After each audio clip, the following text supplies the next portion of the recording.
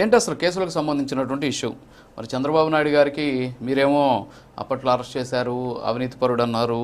ప్రస్తుతానికి closure reports తోటి కేసుల మీద ఆయనకి క్లీన్ చిట్ ఇచ్చేస్తూ ఉన్నటువంటి పరిస్థితి. ఏంటి మీరు పెట్టినటువంటి కేసులు తప్ప, లేకపోతే చంద్రబాబు నాయుడు అసలు అవినీతి చేయలేదా, లేకపోతే చంద్రబాబు నాయుడు అధికారాన్ని అడ్డం పెట్టుకొని కేసుల్ని క్లోజ్ చేయించుకునేటటువంటి ప్రయత్నం చేస్తున్నారా? ఏంటి అసలు మీ పార్టీ వాదన ఏంటి?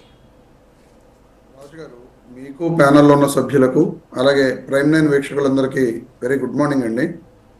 2014-19 మధ్య అధికారంలో ఉన్న చంద్రబాబు నాయుడు గారు తన అధికారాన్ని ఉపయోగించి అవినీతి అక్రమాలు చేశారని చెప్పి వైఎస్ జగన్మోహన్ రెడ్డి గారి ప్రభుత్వం అధికారంలోకి వచ్చిన తర్వాత ఆయన చేసిన అవినీతి అక్రమాల మీద కేసులు నమోదు చేయడం జరిగింది.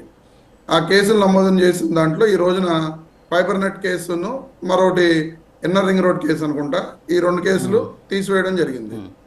ఫైబర్ నెట్ కేసులో నిజంగా జరిగిన కేసు ఏంటది, అందులో స్కామ్ జరిగిందని చెప్పి ప్రభుత్వం ఆ రోజు ఎందుకు భావించిందంటే, ఆ రోజున ఫైబర్ నెట్ కుంభకోణంలో తెరాసాఫ్ట్ సంస్థకి ఆ టెండర్ ఇవ్వడానికి 11 సార్లు రూల్స్ను మార్చి చంద్రబాబు నాయుడు గారు బ్లాక్ లిస్ట్లో ఉన్న తెరాసాఫ్ట్ సంస్థకి, ఆయన ఎవరు, వేమూరు హరికృష్ణ ప్రసాద్ అని చెప్పి చంద్రబాబు నాయుడు గారికి అత్యంత సన్నిహితుడు.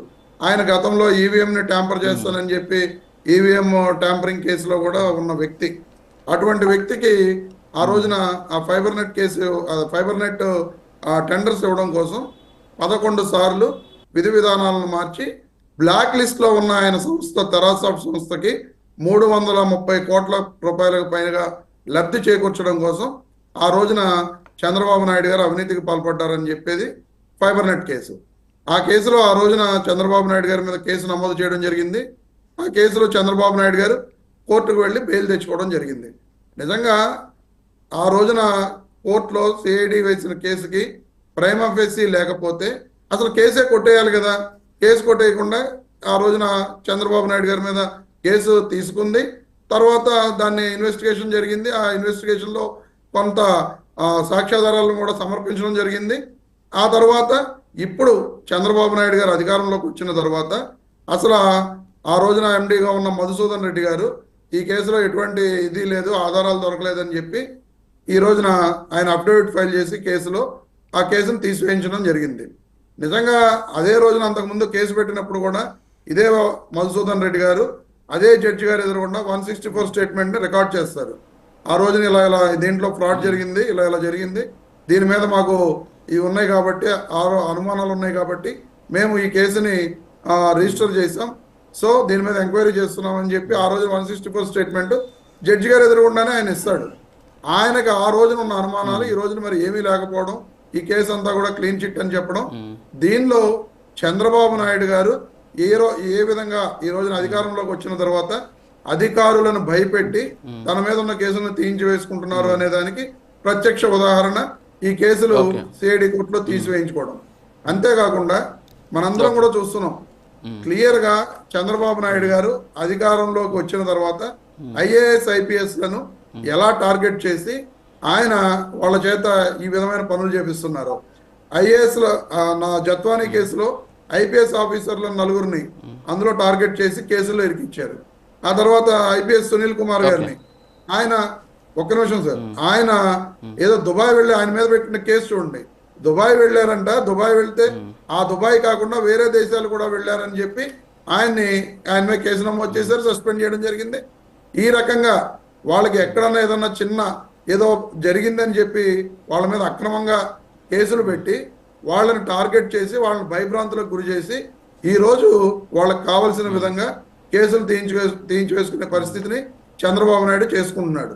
ఈ రోజున నిజంగా ఎటువంటి ఇందులో అవినీతి జరిగి ఉండకపోతే మద్యం స్కామ్ లో కూడా ఏటు వాసుదేవ్ రెడ్డి గారుగా ఆ రోజున కేసు నమోదు చేయడం జరిగింది. మరి వాసుదేవ్ రెడ్డి గారిని ఈ రోజు కూడా ఎక్కడ అరెస్ట్ చేసిన దాఖలాలు లేవే. A1 కసిరెడ్డి రాజశేఖర రెడ్డి గారు అయితే A2 వాసుదేవ్ రెడ్డి గారు, మరి ఎక్కడ వాసుదేవ్ రెడ్డి గారిని అరెస్ట్ చేయాల. అలాగే A5 విజయసాయి రెడ్డి గారు, ఎక్కడ విజయసాయి రెడ్డి గారిని అరెస్ట్ చేయాల. అంటే ప్రభుత్వం ఎంత కుట్రపూరితంగా వైఎస్ఆర్ కాంగ్రెస్ పార్టీ నాయకుల్ని టార్గెట్ చేస్తూ, అధికారులను టార్గెట్ చేస్తూ, వాళ్ళని బెదిరించి నా మీద ఉన్న కేసులను మీరు తీసేస్తేనే ఆ తర్వాత మీ మీద ఉన్న కేసులు మేము తీసేస్తామని చెప్పి ఆయన క్విడ్ ప్రోకో చేసుకున్నారనేది వైఎస్ఆర్ కాంగ్రెస్ పార్టీ ఈ రాష్ట్ర ప్రజలు కూడా బలంగా నమ్ముతున్నారు. ఎందుకంటే మద్యం అంటే ఇప్పుడు కుంభకోణం కోర్టులు దాంట్లో అంటే ఇప్పుడు కోర్టులు చూడవా సార్? అంటే ఇక్కడ ఒకటి రమేష్ గారు మీరు చెప్పింది కరెక్టే, ఓకే, మీరు అనుకునేది నిజమే అనుకుందాం. అనుకుంటే కోర్టులు కూడా చూస్తాయి. ఇప్పుడు కోర్టులు వీళ్ళు ఇచ్చినటువంటి క్లోజర్ రిపోర్ట్ని తీసేసుకొని నేరుగా ఓకే మీరు క్లోజ్ చేసేస్తారు కదా అని చెప్పేసి క్లోజ్ చేసే పరిస్థితి ఉండదు. ఒకవేళ కోర్టుకి అనుమానం వచ్చింది అనుకోండి, వెంటనే ఏం చేస్తారంటే ఇన్వెస్టిగేషన్ ఆఫీసర్ని మార్చేసి మీరు ఇక పక్కన కూర్చొని చాలు, మేము ఇంకొక ఆఫీసర్ తోటి ఇన్వెస్టిగేట్ చేస్తాం, చాలా ఉన్నాయి దీంట్లో, మాకు ఆల్రెడీ వీళ్ళు అఫిడవిట్ ఫైల్ చేస్తున్నారు అని చెప్పేసి కోర్టు కూడా చెప్పేటటువంటి పరిస్థితి ఉంది. కానీ ఇక్కడ కోర్టులే క్లీన్ చిట్ ఇస్తున్నాయి. సరే అధికారులు భయపడ్డారు, బెదిరించారు అనుకుందాం, మరి కోర్టులు ఎందుకు ఇస్తున్నాయి సార్? రాజు గారు, మీ ప్రశ్నకు సమాధానం నేను చెప్పకుండానే కృష్ణాంజనేయులు గారు ఆల్రెడీ చెప్పేశారు. మళ్ళీ మీరు అదే ప్రశ్నని మళ్ళీ నన్ను అడుగుతున్నారు. ఎందుకంటే పరకామణి కేసులో లోక్ అదాలత్ ఇచ్చిన తీర్పు కరెక్ట్ కాదని చెప్పి హైకోర్టు మళ్ళీ కొట్టేసి పరకామణి కేసుని మళ్ళీ రీ ఎంక్వైరీ చేయమని చెప్పి చెప్పింది. అలాగే ఈ కేసులో కూడా ఏసీబీ కోర్టు ఇచ్చిన తీర్పు రేపు తప్పని చెప్పి హైకోర్టు ఇవ్వచ్చు, లేదా సుప్రీంకోర్టు ఇవ్వచ్చు. ఎందుకంటే ఇక్కడ ఎవరి వ్యక్తిగత ఇప్పుడు వాసుదేవరెడ్డి గారికి వ్యక్తిగతంగా నష్టం జరగల, లేకపోతే మధుసూదన్ రెడ్డి గారికి వ్యక్తిగతంగా నష్టం జరగల, ఆంధ్రప్రదేశ్ రాష్ట్ర ఖజానాకు నష్టం జరిగింది అనేది ఇందులో కేసులో ఉన్న ముఖ్యమైన ఆరోపణ. ఈ ఆరోపణలో నిజంగా ఏసీబీ కోర్టు తప్పు చేసి ఉండొచ్చు. ఎందుకంటే ఢిల్లీ హైకోర్టులో యశ్వంత్ వర్మ అని చెప్పి జడ్జి గారి ఇంట్లో ఆ రోజున నోట్ల కట్టలు దొరికితే మనందరం చూసాం. ఈ రోజు వరకు యశ్వంత్ వర్మ గారిని ఆ జడ్జి గారిని ట్రాన్స్ఫర్ చేయడం జరిగింది తప్ప ఆయన మీద కేసు నమోదు చేశారని చెప్పి నేనైతే ఎక్కడో చూడలేదు. మీకు ఏమైనా కేసు నమోదు చేశారని చెప్పి మీకు తెలిస్తే మీకు చెప్పొచ్చు. అంటే అలాగే గతంలో మనం గాలి జనార్దన్ రెడ్డి గారి కేసులో కూడా ఒక జడ్జి గారు తప్పు చేశారని చెప్పిన ఆరోపణలు కూడా మనం అందరం కూడా విన్నాం. సరే, ఇప్పుడు న్యాయ వ్యవస్థ మీద మనం ఆరోపణలు చేయడానికి దానికి మనకి ఇది లేదు కాబట్టి ఈ రోజున కింద కోర్టులు తప్పు చేస్తే పై కోర్టులు సరి చేస్తున్నాయి అనే విధానంలో కోర్టుకి తీర్పులు మారుతున్నాయని చెప్పి కూడా మనందరం కూడా చాలా సార్లు చెప్పుకుంటున్నాం. అదే విధంగా రేపు పొద్దున్న చంద్రబాబు నాయుడు గారి కేసులో చంద్రబాబు నాయుడు గారు అవినీతి చేశారు అని నమ్మి హైకోర్టు మళ్ళీ దాన్ని ఇన్వెస్టిగేట్ చేయండి, దీనిలో ఆధారాలు ఉన్నాయని చెప్పి చెప్పొచ్చు.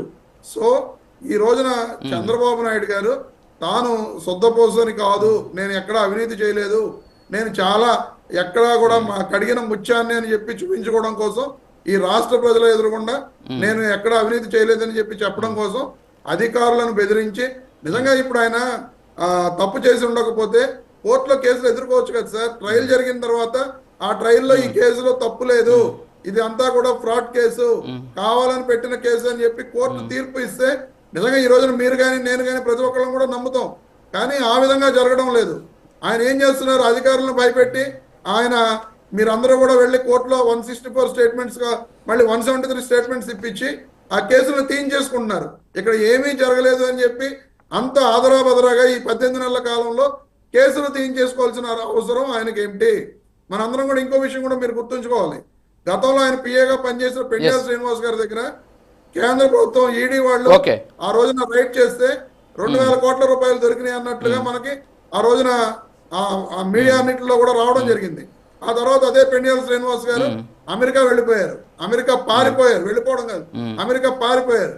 పారిపోయిన ఆ పెండియాల శ్రీనివాస్ గారు మళ్ళీ చంద్రబాబు నాయుడు గారు ముఖ్యమంత్రి అయిన తర్వాత మాత్రమే ఈ దేశంలోకి రావడం జరిగింది, ఈ రాష్ట్రంలోకి రావడం జరిగింది. మరి అవినీతి చేయనప్పుడు పెండియాల శ్రీనివాస్ గారు పారిపోవాల్సిన అవసరం ఉన్నది, దాక్కోవాల్సిన అవసరం ఉన్నది. చంద్రబాబు నాయుడు గారు పిఏ పెండియాల శ్రీనివాస్ గారు మరి ఈ రకంగా చంద్రబాబు నాయుడు గారు దోపిడీ చేసి సూపర్ 6 పథకాలని ఆయన పాపం అమలు చేయలేకపోతున్నాడు. ఆయన సొంతం కోసం సూపర్ 7 పథకం ఏంటంటే కేసులను తీయించి వేసుకునే, ఆయనే ముఖ్యమంత్రిగా ఉండగా ఆయన కేసులు తీయించి వేసుకునే సూపర్ 7 పథకాన్ని మాత్రం చాలా సూపర్ సక్సెస్ గా ఆయన అమలు చేస్తున్నారని చెప్పి నేను మీకు చెప్తున్నాను రాజు. Okay sir. లక్ష్మీకాంత్ గారు గుడ్ మార్నింగ్. ఇప్పుడు మన రమేష్ గారు మాట్లాడారు, ఇవన్నీ కూడా క్విడ్ ప్రోకో అంటే అధికారులను బెదిరించి కేసుల్ని అధికారాన్ని అడ్డం పెట్టుకొని విత్డ్రా చేసుకుంటున్నారని చెప్పారు. కృష్ణాంజనేయులు గారు కూడా కొన్ని